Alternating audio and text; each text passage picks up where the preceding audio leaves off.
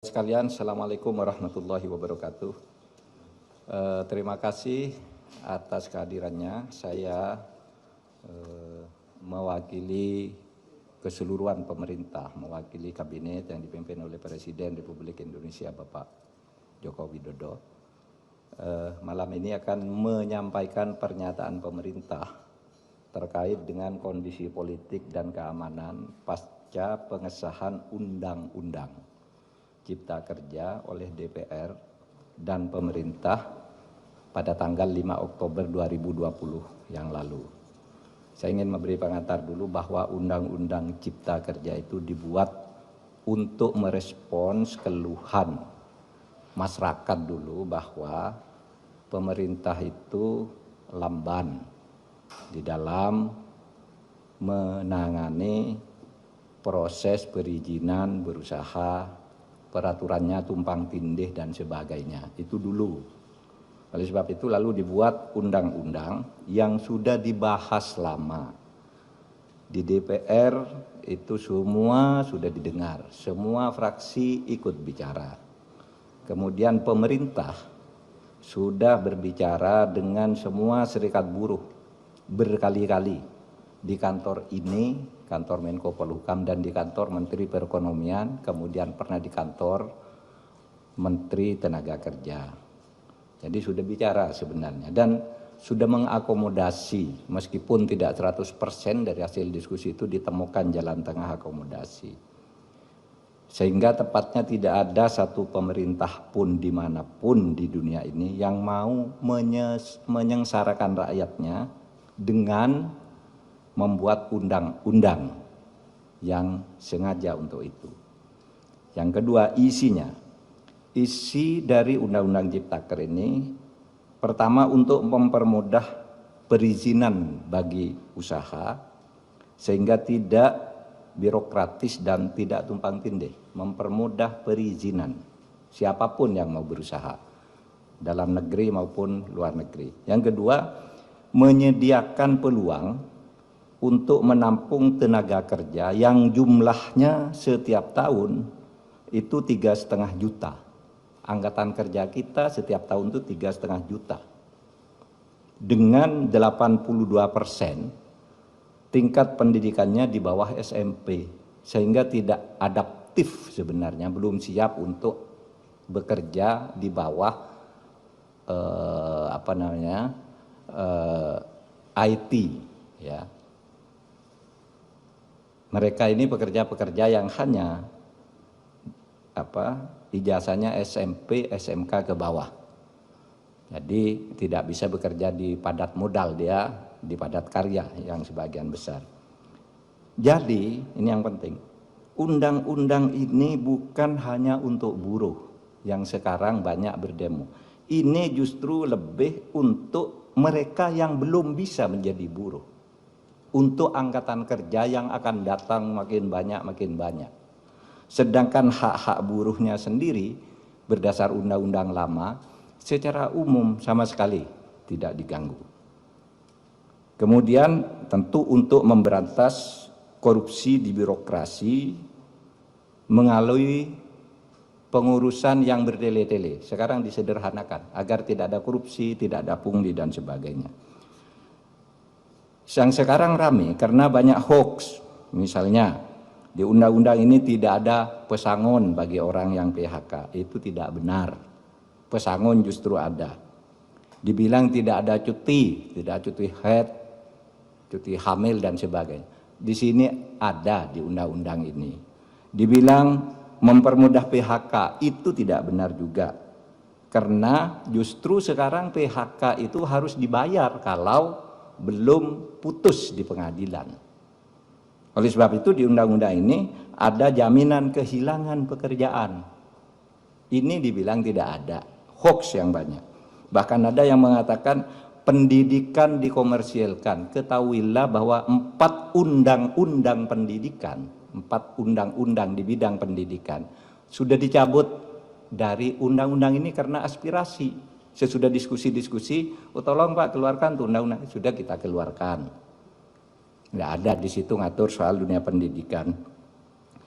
apalagi mengkomersilkan. Di situ dunia pendidikan hanya diatur di dalam pasal 65 yang justru mempermudah bahwa pendidikan itu adalah lembaga nirlaba, bukan lembaga usaha, bukan lembaga komersil. Ini ditegaskan justru di undang-undang ini, malah dibalik di dalam berita-berita yang hoax itu. Oleh sebab itu, melihat perkembangan situasi itu, pemerintah mengajak mari kita semuanya menjaga Kamtibmas, keamanan dan ketertiban masyarakat, semua harus kembali ke posisi tugas menjaga negara masing-masing, pemerintah, rakyat atau masyarakat, dan civil society. Mari bersama-sama ke posisi masing-masing untuk menjaga keamanan masyarakat, dan untuk itu pemerintah menyampaikan pernyataan sebagai berikut.